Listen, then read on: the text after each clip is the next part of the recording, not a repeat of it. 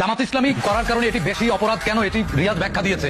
আপনি তো দলের নামের শেষে একটি ধর্মকে বিক্রি করছেন, এজন্যই অপরাধ। ধর্ম তো বেডরুমে যারা শিক্ষা দেয় না,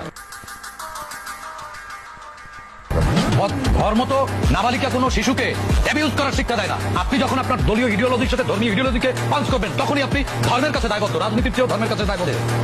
সবাইকে তো ভুয়া সাংবাদিক বা ওই জামাতের বট বাহিনী মনে করার কারণ নেই। জামাতের বট বাহিনী আর সাংবাদিক এক না। আমার ভাই আতিকুর রহমান সাহেব বট বাহিনী এটিকে এআই হিসেবে এস্টাবলিশ করতে চেয়েছিল।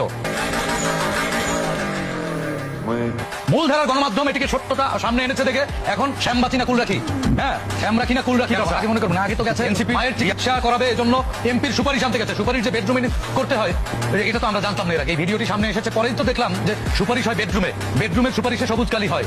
এরপরও নিরাপত্তা, আপনি আপনার বেডরুমে অপকর্ম করবেন আর সেটা রাষ্ট্র নিরাপত্তা দিবে। সেই অপকর্মে আপনার বেডরুমে অপকর্মের নিরাপত্তা রাষ্ট্র দিবে, এটা কেমন নিরাপত্তা চাইলেন আপনি?